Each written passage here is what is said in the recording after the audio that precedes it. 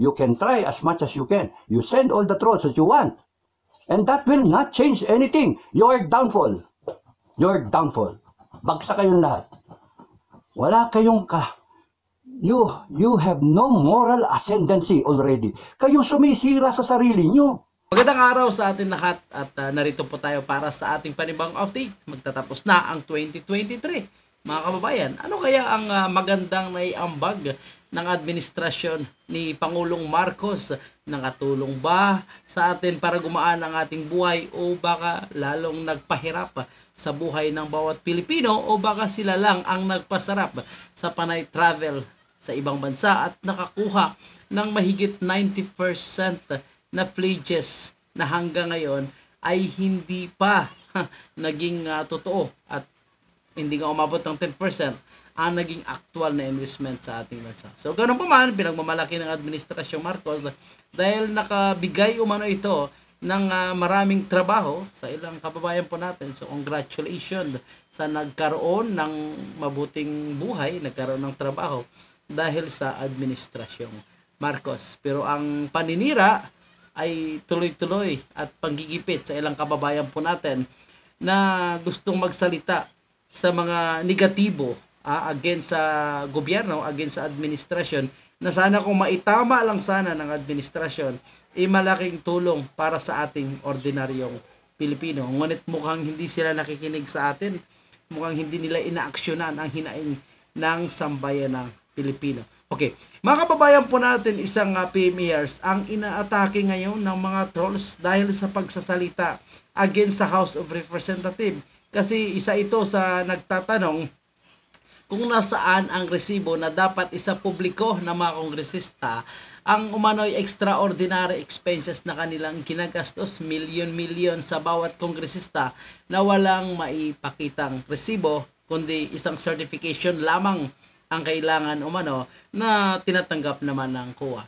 Itong si Captain Dado Enriquez, mga kababayan po natin, ay isa sa nagperma ng manifesto na palayain itong si Dr. Badoy at itong si Ka Eric, mga kababayan po natin, at sumusuporta sa mga Duterte dahil naging dismayado ito sa mga pinapakita ngayon ng Administrasyong Marcos na mukhang walang maipagmamalaki at walang ginawang kabutihan sa ating bansa kundi panay travel lamang at nagsasaya, nagpaparty-party umano habang ang ilang Pilipino ay apektado sa kalamidad. Kagaya umano sa nangyari sa Marawi, mga kababayan po natin, na nagkaroon nga ng isang pagsabog o pinasabog itong gymnasium sa Marawi State University at ang Pangulo pala ay nagdalo umano sa isang kasalan. So mga kababayan po natin at pinalabas na nag-COVID lamang. So yan ay hindi rin nagbigay ng reaksyon, kumpirmasyon ang Malacanang, ngunit ang kanilang ginawa ay dinidma na lang. So parang totoo nga ang talagang ginawa ng ating Pangulo. Ngayon mga kababayan po natin, dahil talamak na itong mga troll, bayaran ng mga account at bayaran ng mga vlogger, hindi lang maliliit na vlogger, kundi malalaking vlogger ang umaatake ngayon kaya Captain Dado. So galit na ito mga kababayan po natin, ngunit hindi niya na umano ito pinapatulan dahil ang kanyang ginagawa ay ipagpatuloy umano ang serbisyo para sa ating bayan. So nakakalungkot lang talaga mga kababayan po natin. Daw ako, tanga daw ako, ulyanin, mga ganun ba, tanga. Imagine magsalita ng ganun, maglalagay sila ng mga tao, magsasalita ng ganun, na walang karespeto na yung hero ka ng Republic. But, mga walang yan. Kaya nga, kaya nga, ay nako, grabing magbash. Pero this I can tell you, kayo mga vloggers, kayo yung mga handlers ng mga vloggers tsaka ng mga troll. You can hurl everything, lahat ng putek, bato nyo sa akin, bato nyo, sige, bato nyo. Sabihin nyo lahat ng gusto nyo sabihin, ha? Pero, hindi nyo mababago, hindi nyo kayang baguhin yung paningin sa akin ng lahat ng taong nakakakilala sa akin. Sa mata nila, mabait akong tao. Sa mata nila, okay ako. mga mahal ko sa buhay, mga kamag-anak ko, mga kaibigan ko, mga kasamahan ko sa academy at ibang mayor na nakakilala sa akin talaga, yung ugali ko, mga sundalo ko na nakasama sa pakikipaglaban sa NPA, mga Scout Ranger, huwa, at yung mga sila Wawawi, sa yung mga taga-Intel na nakasama ko. At yung mga nakasama ko sa opisina, corporate, nung ako'y nasa private practice na, ano ba, yung mga nakanegosyo ko, at kahit yung mga farmer na nakakasama ko. So they know, Adado Enrique, na iba dun sa nilalapastangan ninyong pangalan. Okay? So, okay, good luck sa inyo. Ngayon, kahit anong sabihin nyo na puri doon sa mga amo ninyo, hindi magbabago ang pananaw ng mga Pilipino, ng taong bayan sa mga nag-uutos sa inyo, yung mga. So, yan nga mga kababayan po natin, kasi sobra ang kanilang pagpupuri kay House Speaker Martin Romualdez, at kahit itong isang vlogger na sanay sa pambabastos, itong si Labador, mga kababayan po natin, ay ang kanyang vlog ngayon ay yung mga magagandang ginawa ni Romualdez, pati ang pagsalita at pakikipaglaban sa West Philippine Sea. At alam po natin na yan ay isang propaganda lamang at ginagamit lamang ni Romualdez para lalo siyang babango at makikilala ang kanyang pangalan ng taong bayan. Kasi alam natin itong si Romualdez, mga kababayan, ay wala itong talagang supporter, kundi sa kanilang lugar lamang. Kahit yung sa kanilang lugar nga, hindi rin ito pinagkatiwalaan, pero nananalo lang umano ito dahil sa pera. So, tumakbong senador, hindi nanalo. Diba, mga kababayan po natin, sa survey, kulilat, 0.45%, hindi man lang naka 1%. So ngayon, ang kanyang para-paraan ay ginagamit itong mga trolls. Ang gaganda ng mga comments. Tapos kung tayo ang magsasalita, gaya nitong si Captain Dado, pag nagsasalita at tinatanong, kini-question itong pamunuan ni House Speaker Martin Romualdez, tinatadtad ng mga vloggers at kung ano-anong mga masasakit na salita, pambubuli, ang kanilang sinasabi at pambabastos. Ito nagsasabi na ayaw nila na binabastos umano itong si Romualdez dahil sa aksidenteng nangyari sa Japan na muntika na itong matusok. Pero kung babasahin natin ang kanilang komento, ang kanilang sinasabi, malinaw na pambabastos din doon sa mga taong hindi pabor sa mga aksyon at ginagawa ni House Speaker Martin Romualdez, pati na rin sa administrasyon ni Pangulong Marcos. Congressman o senator o kaya dyan sa Malacanang. Kasi, ang sama na ng papel nila, ang sama na ng mukha nila, imahe nila, wala na, magnanakaw, mga kawatan, wala man lang ini-stab nyo taong bayan, mga abusado sa power, tambalolong, wala, abusado So, may kalalagyan kayong lahat, no? Huwag nyo akong galitin, pagka nagalit ako sa inyo, tutuluyan ko kayo, no? Ngayon, anong magmamalakihan tayo? Sige, gusto nyong ganunan. Okay. I-delete ko lang naman kayo. You can try as much as you can. You send all the trolls that you want. And that will not change anything. Your downfall. Bagsak kayong lahat. Wala kayong You have no moral ascendancy already. Kayo sumisira sa sarili nyo. Pinapersonal nyo ako, samantalang ang sinasabi ko, yung mangyayari.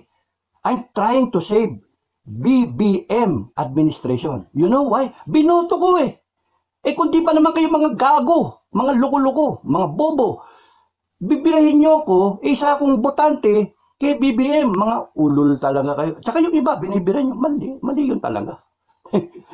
Sinabi ko na nga yung pwede ninyong ikasalba. A little humility. Sending out these bloggers na paid naman Kan ba binabayad sa inyo? Sending these bloggers and these mga 30 mil daw ang binabayad sa kanila, Captain Dado. So ito na nga mga kababayan po natin, naglabas na talaga ng kanyang sama ng loob itong si Captain Dado. Kahit nakita po natin na medyo nakangiti lang ito, pero sa kanyang saloobin ay galit na at ang kanyang sentimento ay talagang binabayaran itong mga trolls na ito, vlogger. Napakarami po mga kababayan po natin. Iba-iba yung kanilang location, hindi lang Pilipinas, ibang bansa, pati sa Arab countries, Karating Asia po natin, Vietnam, maraming nakapangalan sa Vietnam pero supporters ni Martin Romualdez at ni Pangulong Marcos, mga kababayan po natin, at patuloy tayong binabanatan ng mga sumusuporta at nagdidepensa sa mga Duterte at syempre nagdidepensa sa karapatang mamamahayag, makapagpahayag ng maayos ng libre laban sa ating gobyerno at syempre laban dito sa mga taong korap. So linawin po natin, hindi natin kinakalaban ang ating gobyerno. Bagkus ay gusto nating maging maayos, gusto natin maging tama. Ang ating binabatikos lang dito ay itong mga namumuno sa ating gobyerno na walang pakay kundi naman talagang mangungurakot lang at personal of interest ang kanilang gusto lamang mangyari. Naku po. Mga expert pa na magsalita-salita, tapos nun, yung mga troll ninyo, it shows how arrogant you are. Because their masters are like them. So, it again adds up to the brewing realization ng mga taong bayan na hindi na talaga kayo mapagkakatiwalaan. Mga opisyal ng gobyerno, hindi kayo mapagkakatiwalaan. Mamimili lang ang taong bayan kung sino dyan ang pwede pagkatiwalaan. Pero generally, yung ginagawa nyo, instead of serving the people, instead of communicating to the people, ano ba ang grievances ninyo? Ano ba yung gusto nyo mangyari ba? Ano gusto nyo mangyari? Hindi, mga ano kayo, lasing na lasing kayo sa kapangyarihan. At sinabi ko naman sa interview ko, sa SMNI na gusto nyo isara. Sinabi ko sa interview ko, sinabi ko sa aking mga vlog, pagka hindi kayo magbabago at pupwersahin ninyo ang inyong style bulok, wala, sa kangkungan kayo. Gusto nyo magkaalaman? Sige, go ahead. Gusto nyo magkaalaman? Hindi pwede yung ganyan, paiirali ninyo yung pagkatigas ninyo eh. Hindi pwede yun. Nasa demokrasya tayo. A government of the people, by the people, and for the people. Anong ginagawa nyo?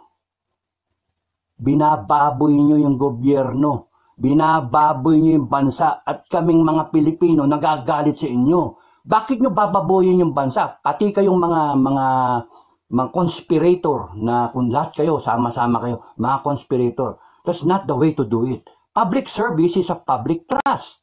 Once the people loses their trust and confidence sa inyong mga politiko, paano?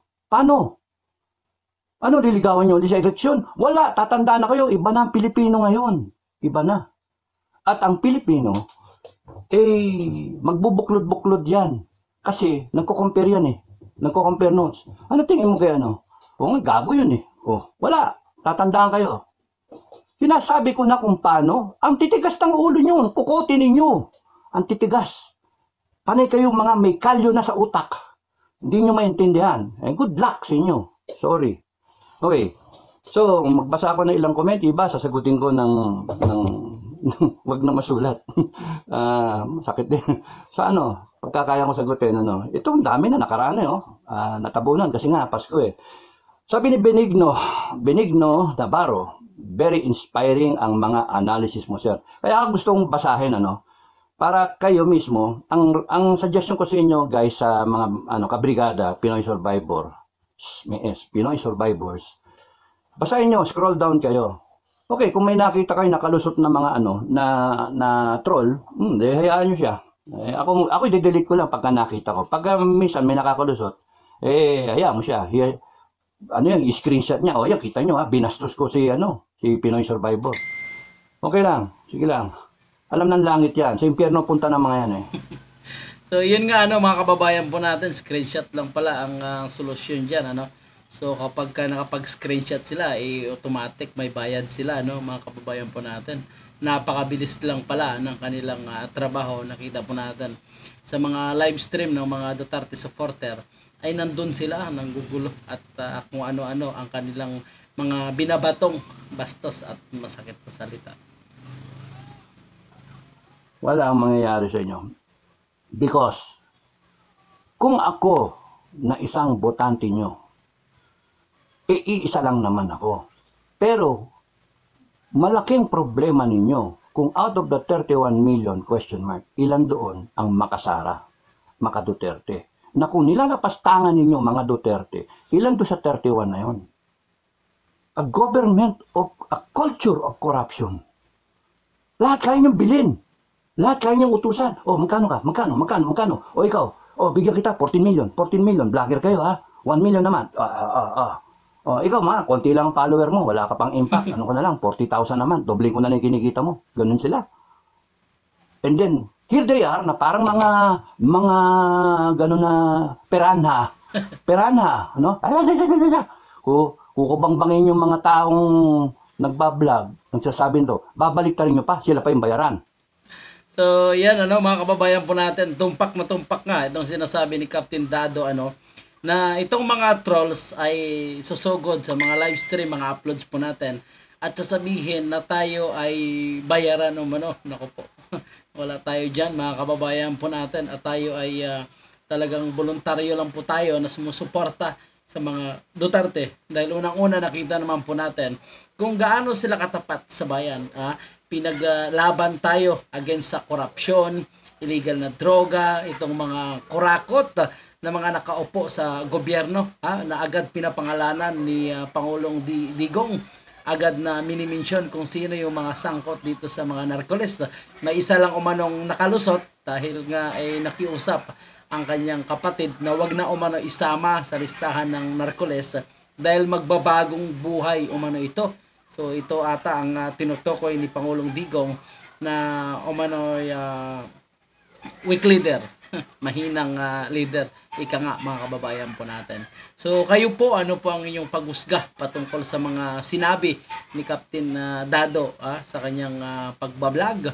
Ito po ay isang miyembro ng PMERS at kita po natin kung gaano niya kamahal ang ating bayan at handang magsakripisyo dahil tapos na ito magsakripisyo pero handang magsakripisyong muli para lang sa ikabubuti ng ating bansa na sana pinapakinggan din ng administrasyon at sana ay maglaylo na itong si Romualdez so tsa sa 2024 abangan din po natin yan. Maraming salamat at yan po yung ating update at vlog siyempre sa may-ari ng video kay Pinoy Survivors, kay Captain Dado Enriquez. Maraming salamat po at patuloy lang po sir. Maraming salamat.